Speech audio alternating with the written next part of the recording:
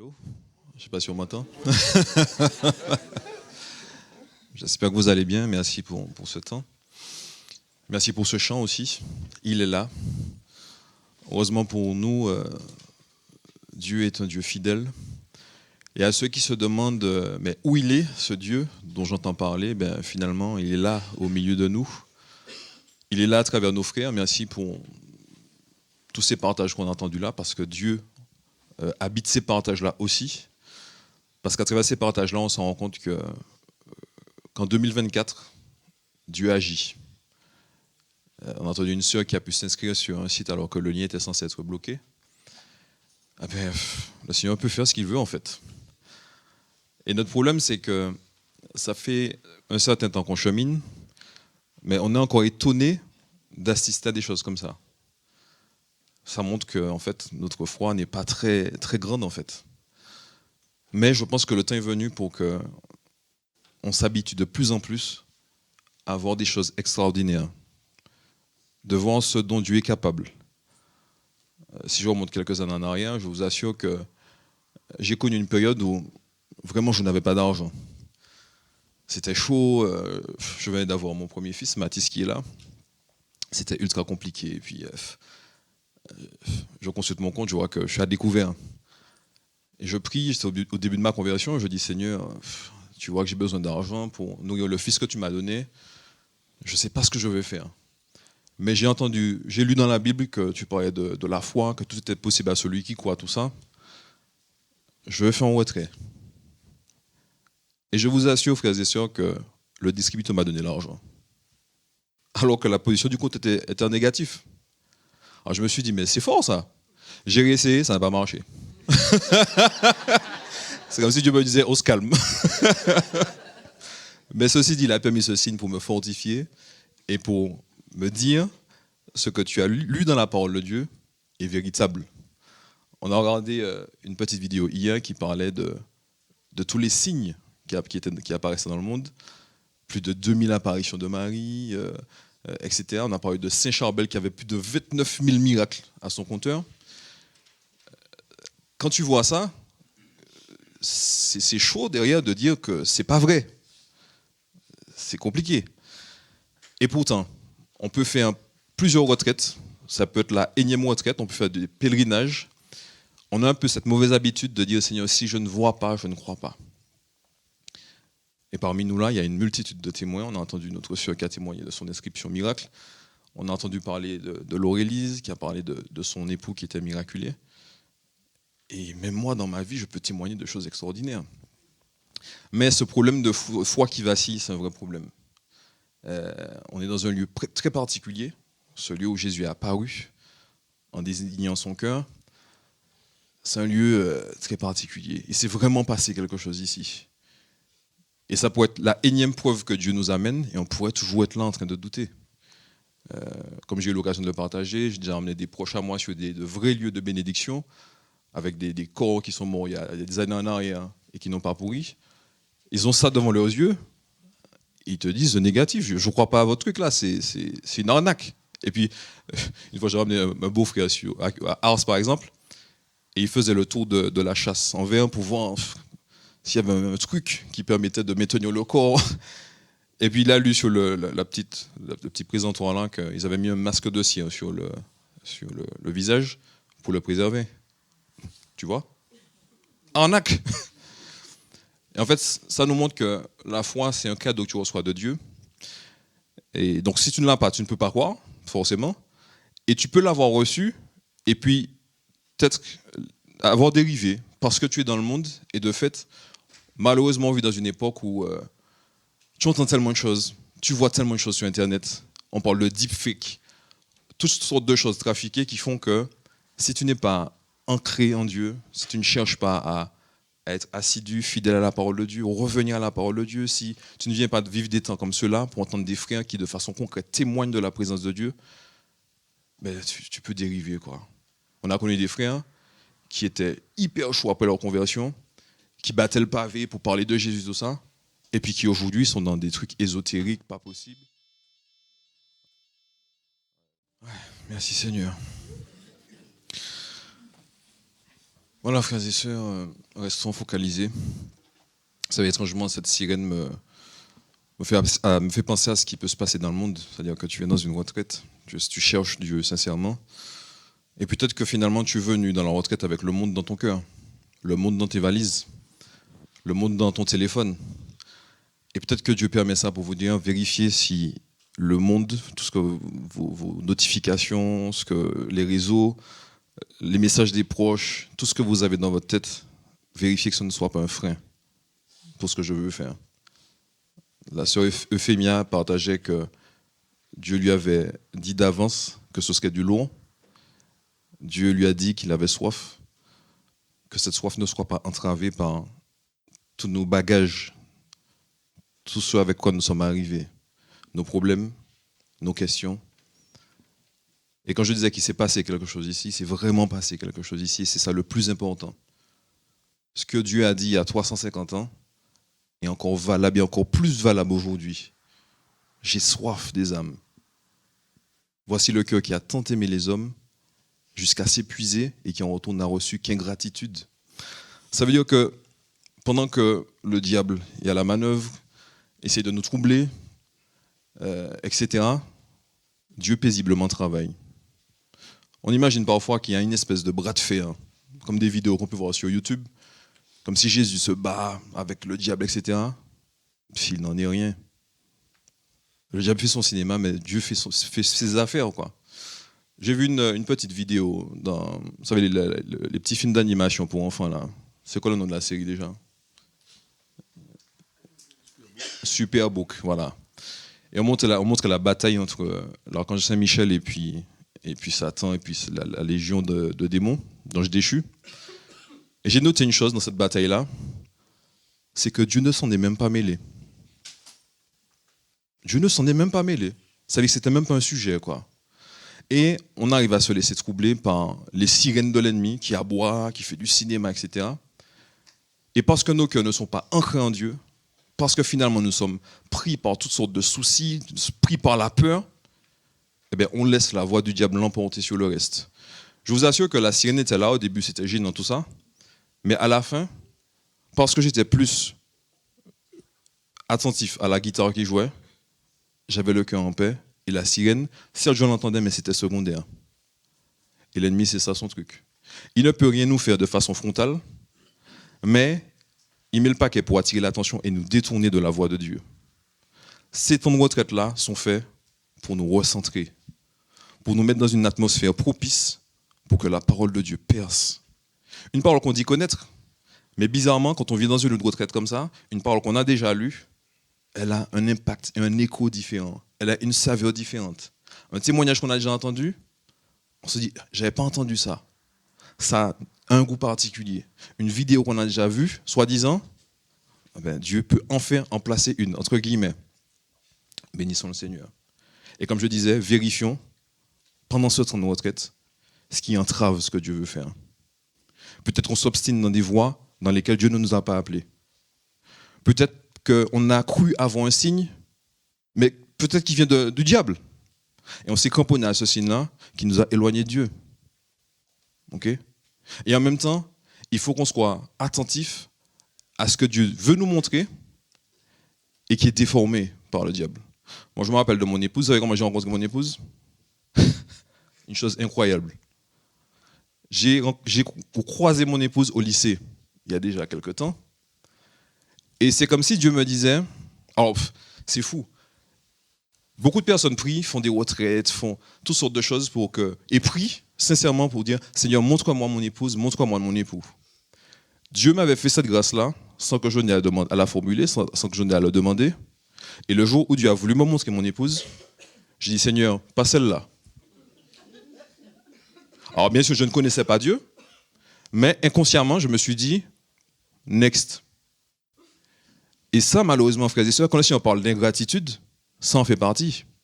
C'est-à-dire qu'on est fort pour faire des reproches à Dieu, pour dire, Dieu, ce n'est pas assez, tu ne fais pas assez, ou bien tu ne m'écoutes pas, tu ne fais pas ce que je te dis, mais on n'a pas idée du mal que Dieu se donne. Vous savez, c'est comme dans notre siècle, quelqu'un t'offre un cadeau, s'il ne te plaît pas, tu le revends sur eBay, sur Le Bon Coin.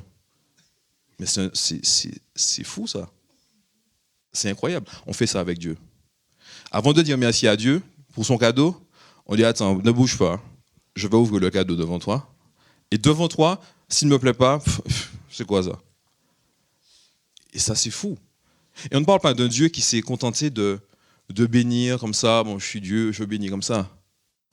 Dans le chant qu'on avait pris juste avant la sirène, on a parlé d'un Dieu serviteur qui s'est dépouillé, qui s'est incarné, qui est venu souffrir pour chacun d'entre nous et a offert sa propre vie pour que nous ayons la vie éternelle. Quel Dieu a fait ça? C'est incroyable quand même. Dieu, aussi puissant soit-il, aussi grand soit-il, s'est fait serviteur. C'est un truc de malade. C'est un truc de malade. Et déjà sur la croix, ce Dieu-là disait, j'ai soif. Alors, les exégètes, tout ça, nous disent que ce n'était pas du vinaigre qu'il avait soif, mais qu'il parlait des âmes. Alors, c'est eux qui disent ça. Moi, je ne suis pas aussi fort. Mais ceci dit, donc quand la sœur Euphémia reçoit dans son cœur que le Seigneur nous dit, j'ai soif. Et il ne dit pas ça seulement à la sœur. Il dit à la sœur, dis-leur qu'en 2024, j'ai encore plus soif des âmes. Je n'ai jamais arrêté d'avoir soif des âmes. Mais déjà sur la croix, Jésus disait ça. Déjà sur la croix, quand il rendait l'âme, il pensait à chacun d'entre nous. Et il se disait sans doute, alors même si je suis persuadé que Dieu est sans calcul, sans malice, etc., mais dans son cœur, j'espère qu'ils vont comprendre ce que j'essaie de faire pour eux là. Vous savez, comme finalement, une mère ou un père qui se donne du mal, et puis les enfants ne voient pas les efforts des parents, et puis se plaignent.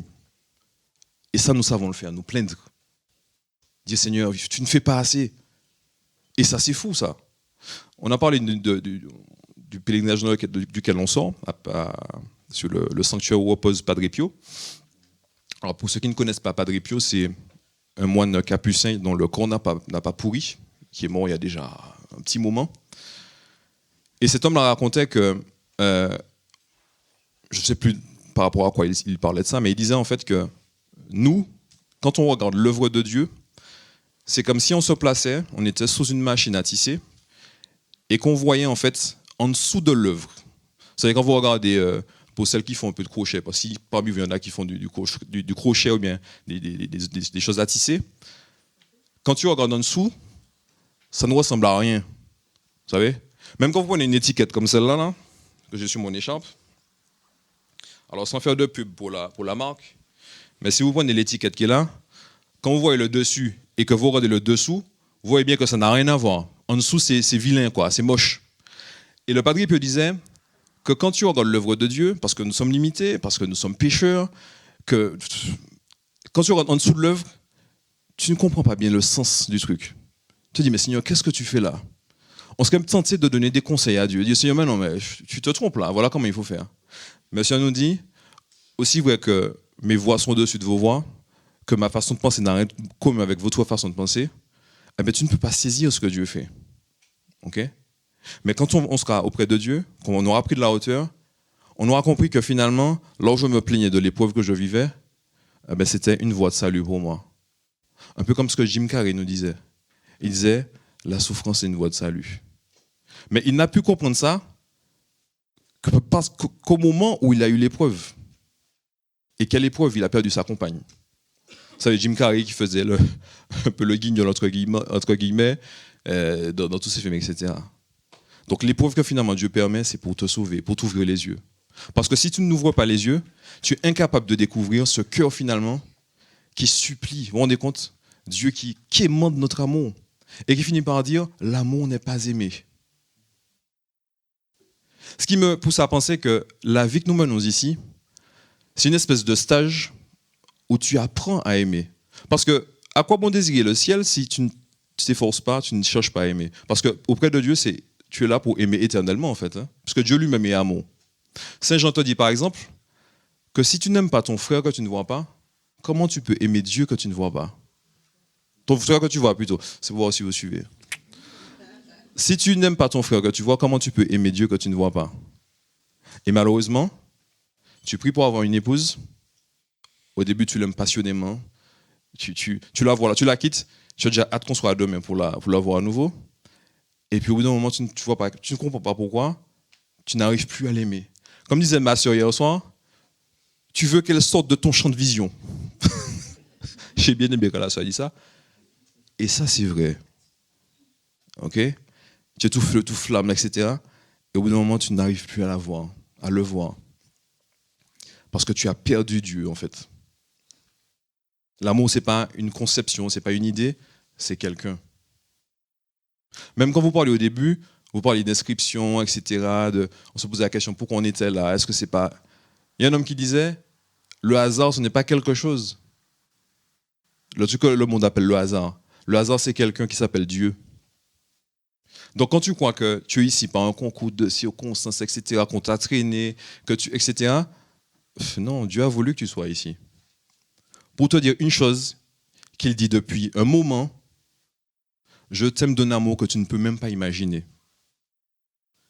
Et si tu ne crois pas dans cette parole-là, regarde à la croix ce qui s'est passé. Qu'est-ce qui a pu pousser Dieu à aller aussi loin? Souffrir la passion et mourir pour toi. Pour te dire, tout ce que j'ai, je te le donne jusqu'à sa vie. Le Seigneur lui-même disait, il n'y a pas de plus grand amour que de donner sa vie pour ceux qu'on aime. Et ça, il l'a fait. Et ça, il l'a fait. Et si nous n'avons pas la grâce de Dieu, frères et sœurs, nous sommes incapables d'aimer comme Dieu aime. D'où l'importance d'avoir une communauté comme celle-là pour apprendre à aimer, prendre la décision d'aimer. Parce que quelque part, le frère qui n'est pas comme toi, qui te pose problème, ben finalement, c'est une voie de salut. Ton voisin qui fait du bruit sur ta tête, que tu tentais de maudire, Dieu l'a mis là, mais ce n'est pas par hasard. C'est pour te montrer que tu n'aimes pas encore parfaitement. Et si ton objectif, c'est d'aller au ciel, eh bien, tu dois passer par là. Vous savez, la porte étroite dont parle Jésus. Long et spacieux, large et spacieux, le chemin qui mène à la perdition, et toi, celui qui mène au ciel. Eh bien, des fois, ce petit chemin étroit, eh bien, c'est l'effort qu'il faut faire pour accepter l'autre comme il est. L'aimer comme il est. Parce que, en fait, nous qui sommes dans le cœur de Dieu, c'est pas facile. Hein. Genre, des fois, je me demande comment il fait. Déjà, quand je vois comment mes enfants peuvent me donner du gaz, je me dis, mais Dieu est fort quand même. Dieu est fort. Et si on me disait dernièrement, toi, tu trouves que c'est insupportable? Moi, je suis saint. Alors, imagine à quel point c'est difficile pour moi de supporter le mal comme ça, en permanence devant mes yeux. Enfin bref, avant que je ne me pose toutes ces questions, que je sois dans toutes ces réflexions, j'étais dans le monde, frères et sœurs. Et ce Jésus sur la croix qui pleurait, qui pensait déjà à moi, je m'en moquais totalement. Et quand, par grâce, j'avais quelqu'un sur ma route qui pouvait me parler de Dieu, j'étais arrogant, mais d'une puissance. Des fois, j'y pense et je suis triste. Triste de la peine que j'ai faite à Dieu, de cette ignorance arrogante. Ma grand-mère me parlait de Dieu, elle me parlait du Saint-Esprit, mais que de temps perdu. Je disais, ouais, mamie, ouais, ça rentrait là, mais ça sortait là. Quand ma grand-mère nous invitait dans des temps de rosaire, tout ça, on ne rentrait même pas dans la maison, on restait sur la véranda. Et puis on attendait le pot de faim, gâteau, jus, tout ça. Et puis j'étais sans foi ni loi, j'étais un fanatique de carnaval, depuis petit en plus. Et puis c'était presque une gloire pour la matière qui disait, ouais, depuis petit tu es au carnaval, tout ça. Et puis moi je disais, oh, pour moi c'était ça la vie. Une année, j'avais un torticolis, je m'étais dit, bon, je ne pouvais pas courir le vider. Vous savez en Martinique, le carnaval c'est une institution. Mais vous savez qu'avec un torticolis, je suis allé au vider. Et puis le pire, c'est qu'en sortant du carnaval, j'avais passé l'après-midi à jurer de toutes mes forces. Le torticolis est passé. Et je m'étais dit, ouais, c'est ça la vie. Le carnaval m'avait guéri. D'après moi. Mais le diable devait rigoler et de provoquer Dieu en lui disant, regarde ton fils. Oh, tu es mort pour celui-là. Hein. Et véritablement, Dieu est mort pour moi.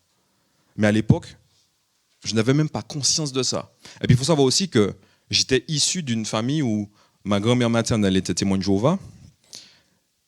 Donc, je n'étais pas totalement inconscient des notions de Dieu. Mais j'étais très fortement enseigné par les témoins de Jéhovah. Et c'est vrai qu'ils avaient des petits livres sympathiques, et en images, tu apprenais à découvrir Dieu, tout ça. Et j'avais une notion de Dieu le Père. Et j'aimais bien les études, tout ça. Mais sauf qu'en face, j'avais ma grand-mère paternelle, qui était catholique. Et donc forcément, comme j'étais plus proche de mamie témoin de Jéhovah, Jésus, tout ça, je ne connaissais pas Jésus, frères et sœurs. Et c'est un jour où j'arrive à Medjugorje. Alors, le pire, c'est qu'entre-temps, j'étais dans un petit groupe de prière, mais j'y venais, mais j'étais toujours assis dans la rangée de la dernière rangée, bras croisés. C'est vrai que c'est ma fiancée de l'époque qui m'avait traîné dans le groupe. Et je vois des gars chanter Jésus, Jésus, tout ça. Je me disais, mais gardez-moi les gars, mon Dieu. Et vous savez, à l'époque, j'étais orgueilleux, mais comme il n'y a pas, quoi. On n'a pas l'épreuve. L'épreuve, c'est le bon truc pour bien te remettre à ta place, quoi. Pour comprendre que vraiment tout est grâce. Tu vois, te faire comprendre que c'est pas la force de tes bras que tu peux réaliser certaines choses et que tu dois tout à Dieu finalement. Mais à l'époque, je n'en avais pas encore fait l'expérience, donc j'étais venu dans le petit groupe de prière avec tout mon orgueil, bras croisés, et puis je jugeais, je scannais les gars. Surtout les gars d'ailleurs. Je disais les filles qui font Jésus, Jésus peut-être. Mais des gars costauds comme ça, Jésus. Je me disais, regardez-moi les gars, mon Dieu. Mais sauf que, si on m'attendait à Medjugorje, j'arrive à la même session que Laurelise d'ailleurs, 2008. Là, je me rappelle de Laurelise avec ses chapeaux, tout ça. Voilà, je referme la parenthèse. Et j'arrive à Medjugorje et je vois que ce que j'ai pu vivre dans un petit groupe de prière, il est x10 à Medjugorje. Je vois des gars qui dansent pour le Seigneur, qui font des pirouettes, qui font des petits moulinets, tout ça, Jésus. Je me dis, mais dans quoi je suis tombé là? Je vois que même le berger du groupe qui nous accompagne est dans ça aussi. Je me suis dit, non, c'est trop ça. Pourquoi? Parce qu'à l'époque, je me nourrissais de dancehall, de chants, où les gars qui chantent ces trucs-là te disent qu'il faut être dur, il ne faut pas montrer tes sentiments, etc. Alors que tu as été créé et voulu par celui qui est l'amour et qui t'appelle à aimer comme il aime. Donc j'étais dans une espèce de programme, je m'étais forgé une carapace qui faisait que toutes les notions de Jésus, tout ça, ça glissait sur moi. Et j'étais persuadé d'être un véritable homme. Voilà, qui se refuse à danser en public, etc., qui se refuse même à chanter en public. Sauf qu'à Medjugorje, premier jour, je fais l'homme. Le deuxième jour, je sens que je me surprends à... Alors, je me reprends, je me dis, hey, j'espère que personne ne m'a vu.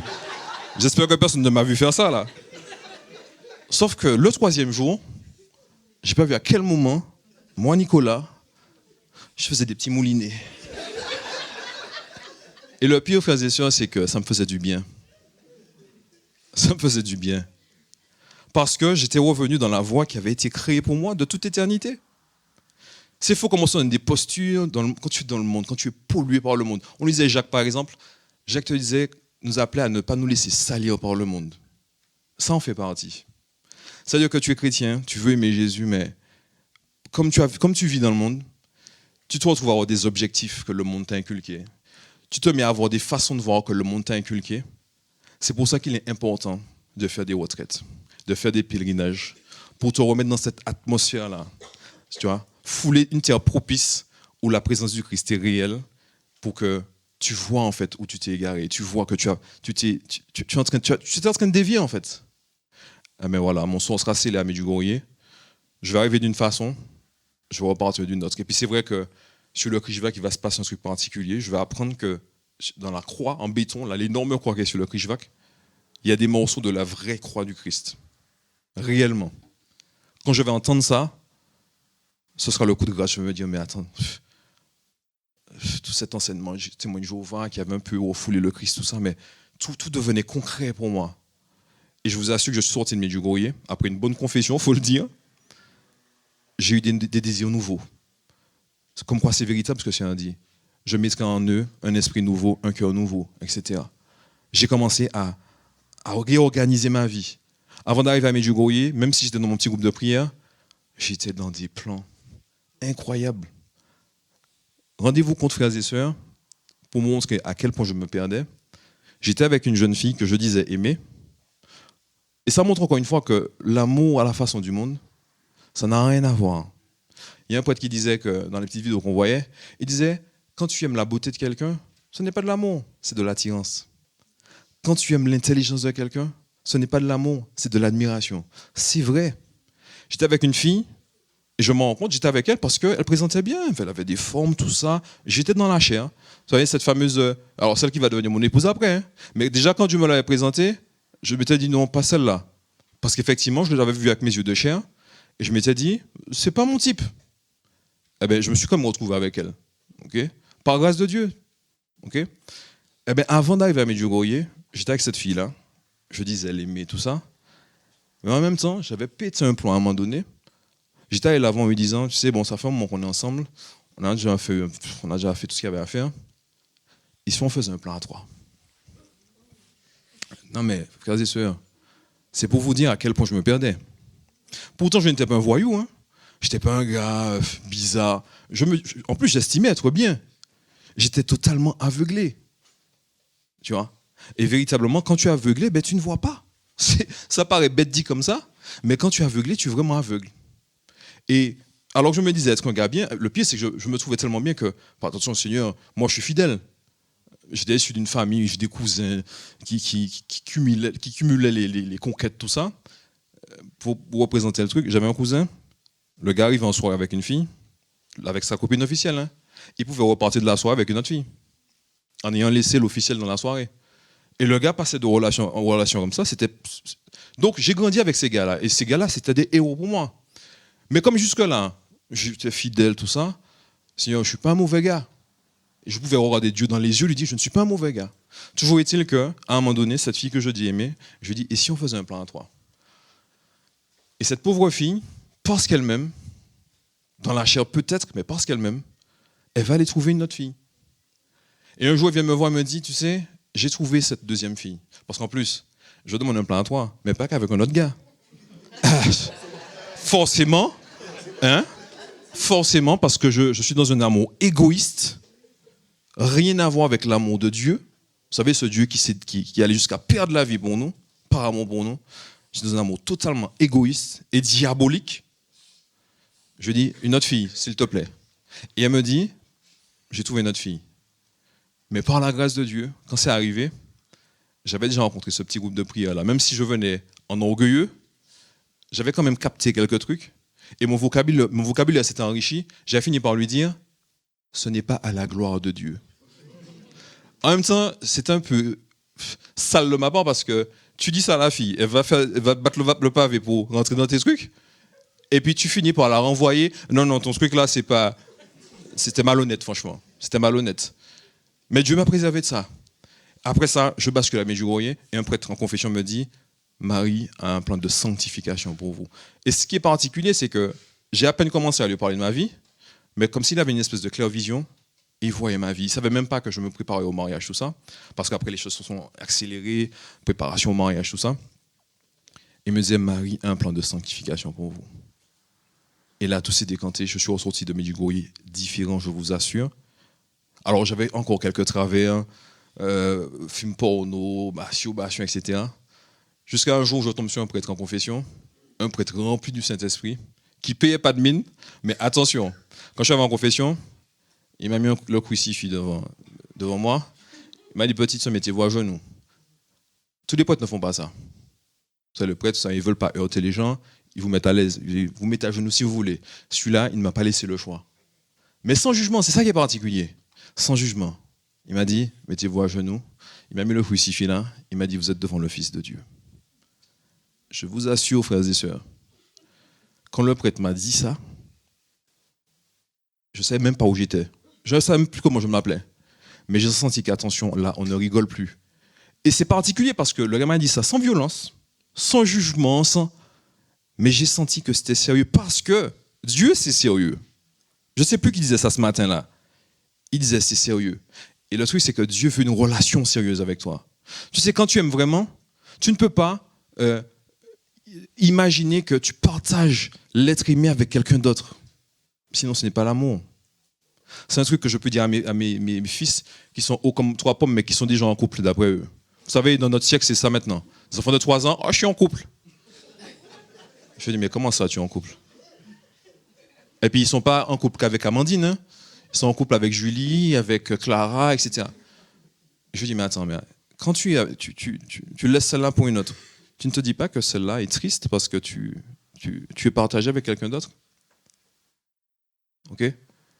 Donc, Dieu qui est allé jusque-là pour toi et qui nous aime de façon individuelle. Il y a une mystique qui disait que si Dieu, euh, son sacrifice, s'il fallait le faire pour une seule âme, il l'aurait fait. Dieu était prêt à mourir pour une seule âme s'il fallait le faire. C'est vous dire cet amour particulier avec lequel il aime chacun de nous. Eh bien, je sors de ce professionnel-là différent.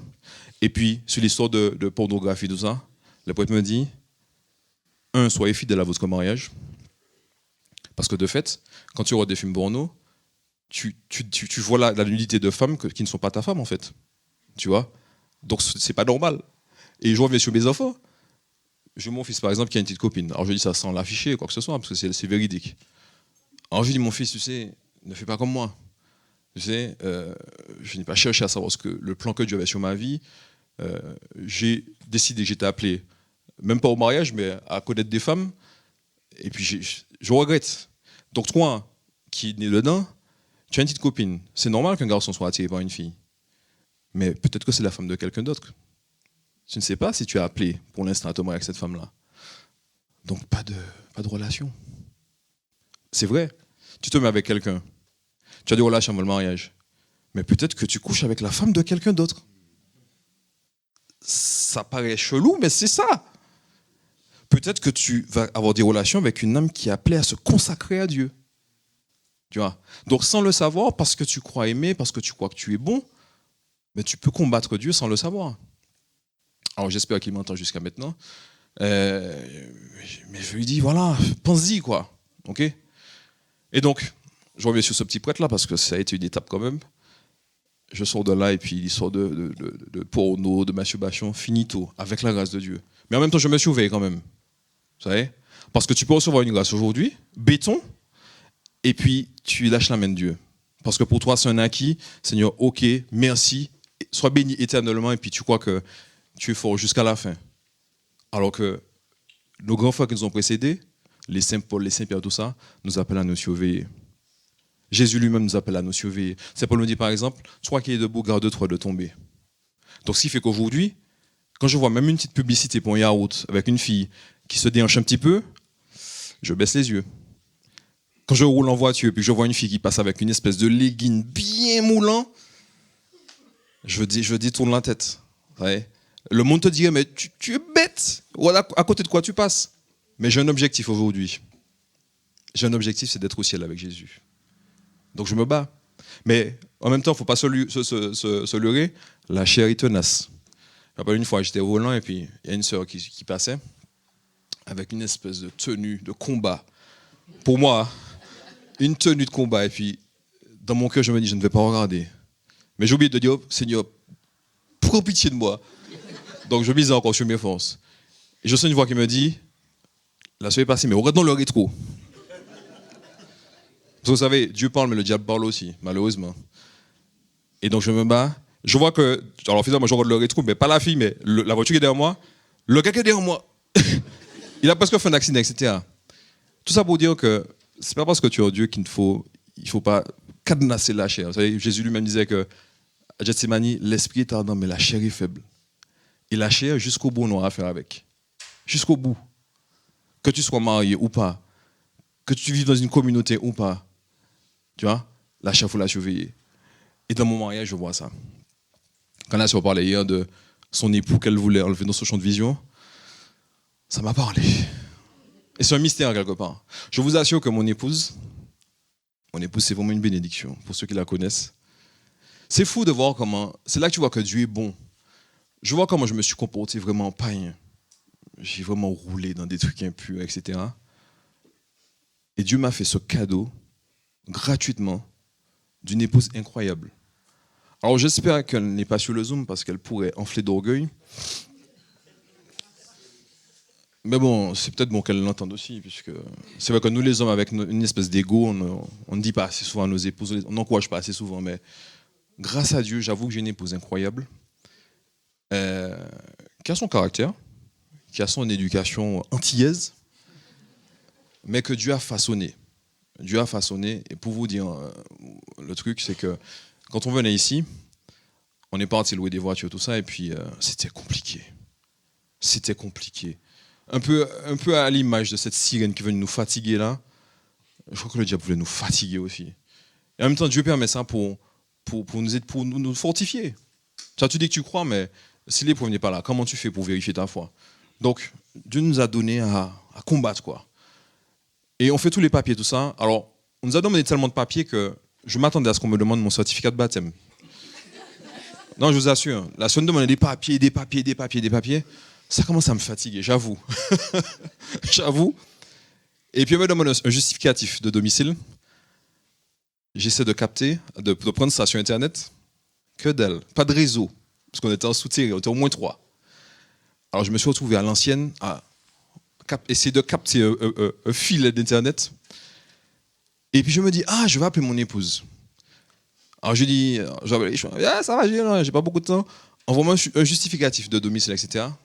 Frères et sœurs, en moins de 2 minutes, j'avais le truc sur mon téléphone. Non, mais je me suis dit, alors que je la connais, alors que je sais qu'elle est au combat, j'ai béni le Seigneur, quoi. Je me suis dit, mais franchement, Seigneur, cette épouse que tu m'as donnée décidément. Vous savez, quand j'étais dans le monde, je ne cherchais pas une épouse. Je cherchais une fille qui soit bien. Vous savez, qui soit comme ça, etc. Et de fait, quand j'étais au lycée, qui m'a dit, voilà ton épouse, je me suis dit, prends-moi seul. Alors, le pire, c'est que je dis ça quand je relis comment ça s'est passé. Mais pour être vrai avec vous, quand je l'ai vu, puis rendez-vous compte, dans un lycée, il y a combien de filles? Des centaines de filles. J'ai repéré la fille dans la masse. C'est impossible, vous êtes d'accord? Je vois cette fille qui passe, je me dis, mais regardez-moi celle-là. Puis je me dis ça en créole dans mon cœur. Regardez-moi celle-là. Mais c'est pour qui? Je vous assure, je ne pouvais pas l'encadrer. Je ne pouvais pas l'encadrer. C'est comme si le diable m'avait mis une espèce de masque, de voile sur les yeux, et faisait passer pour bien quelque chose qui était mal, quoi. Vous savez, un peu comme ce qui se joue dans le monde. Que les hommes appellent mal ce qui est bien et bien ce qui est mal. Vous savez? Et cette fille-là, je pouvais passer à côté. Alors que depuis des années, Dieu avait préparé cette bénédiction, cette aide dont il parle là. C'est quand il parlait d'Ève, il disait que Dieu a placé une aide à côté d'Adam. Et c'est une aide. Donc, frères et sœurs, frères, si vous cherchez une épouse, s'il y en a qui sont seuls, priez le Seigneur. Comme je dis à mes fils, priez, vous n'êtes pas trop jeunes, pour demander à Dieu de mettre sur votre route l'épouse qu'il aura prévue pour vous, si vous êtes appelé au mariage. Parce que je vais essayer de les sensibiliser aussi. Je dis, tu sais, si tu es appelé au mariage, si tu es appelé à te consacrer à Dieu, il faudra l'accepter aussi. Parce que c'est dans cette voie seule que tu seras heureux. Vous savez, des fois, on veut faire comme le voisin. Peut-être que tu n'es pas appelé au mariage. OK? Donc, demandez à Dieu ce qu'il en pense. Si j'ai ce projet-là, j'aime voir cette fille-là, mais qu'est-ce que tu en penses? Cette fille-là, aujourd'hui, c'est une bénédiction incroyable. Il n'empêche que parce que je suis pécheur, parce que j'ai ma façon de voir les choses, parce que parfois l'humilité m'échappe, ça arrivait qu'avec mon épouse, on ait des gros dossiers à gérer. Souvent pour des pécadilles. Et des épreuves sont arrivées, comme qui dirait, pour nous redresser. Mais l'épreuve arrive, tu vois ça d'un mauvais œil. Tu oublies que l'épreuve est là aussi pour augmenter ta foi, puis peut-être te corriger, parce que Dieu corrige ceux qu'il aime. C'est comme ça. Quand on a accueilli notre 5e enfant, alors je vais te préciser que notre mariage a été très fructueux, avec la grâce de Dieu, et que décidément cette femme était pour moi, quoi. On a eu 7 enfants. Et puis une fois un prêtre me disait en plus, le Seigneur vous a béni parce que je me plaignais un peu des enfants, tout ça, machin. Mais vous savez quoi, Dieu vous a fait une grâce incroyable, vous avez 7 enfants en bonne santé. J'ai dit, Seigneur, c'est vrai, je suis ingrat. Merci Seigneur pour ces 7 enfants qui sont remplis de vie. Merci. Je dis ça pour ne pas dire autre chose. Mais c'est vrai, ce serait ingrat que de ne pas voir que même s'ils sont brigands, que ces enfants sont remplis de vie. Et donc, quand on a que le 5e, pour nous, c'est presque une formalité. Parce que on a eu 4 enfants en bonne santé jusqu'à maintenant. Le 5e arrive. D'entrée de jeu, on nous dit, l'enfant sera trisomique. Je me dis, Seigneur, non. Je me suis dit, mais qu'est-ce que tu me fais là? Vous voyez un peu, tu aimes Jésus d'après toi, mais Seigneur, qu'est-ce que tu me fais là? Je dis, Seigneur, mais je te sers, je suis berger de la communauté de Bordeaux, mais pourquoi moi? pas moi, lui, mais moi non. Et je vous assure que je le vis mal. J'en perds l'appétit. J'en perds l'appétit. Je me dis, mais Seigneur, mais pourquoi tu me fais ça? Je commence à entrer en négociation avec Dieu. Je dis, mais Seigneur, si tu m'évites ça, tu verras, je serai un serviteur de feu. Mon œil, tu penses à toi en fait.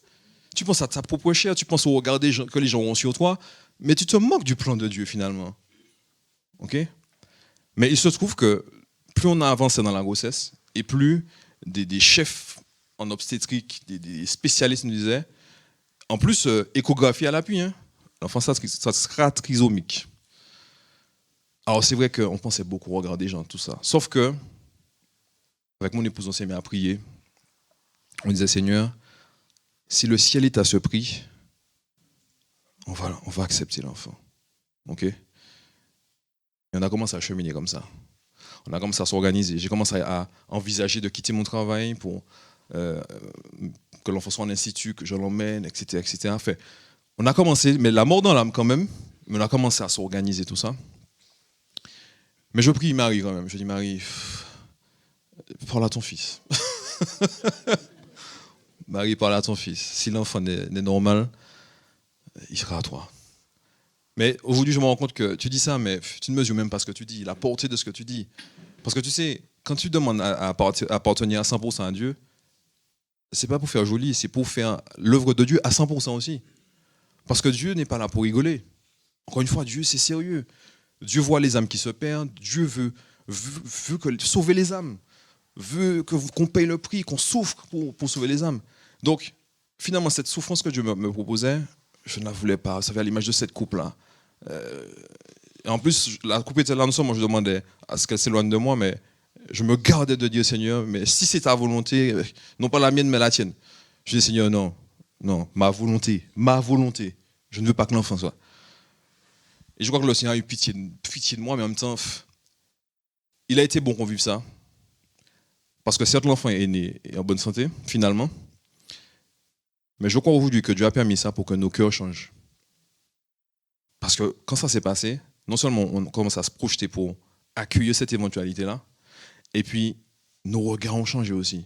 Aujourd'hui, quand on voit un enfant trisomique, par exemple, on ressent de l'amour pour l'enfant. Parce qu'on a eu la sensation d'être passé par là, et nos cœurs ont changé. Je vous assure. L'épreuve que tu vis, finalement, c'est pour te reconfigurer au cœur de Dieu.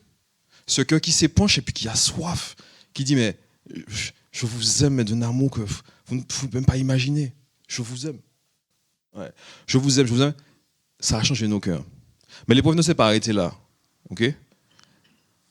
On chemine avec des enfants ultra brigants.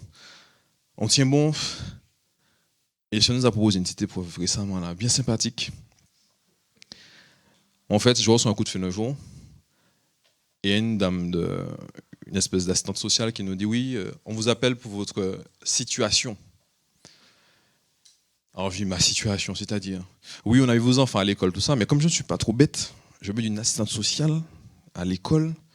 Alors, je finis par leur dire, vous avez vu les enfants quand? Ouais, cette semaine, ça. Alors je leur dis, vous n'avez pas traîné. Elles n'ont pas aimé.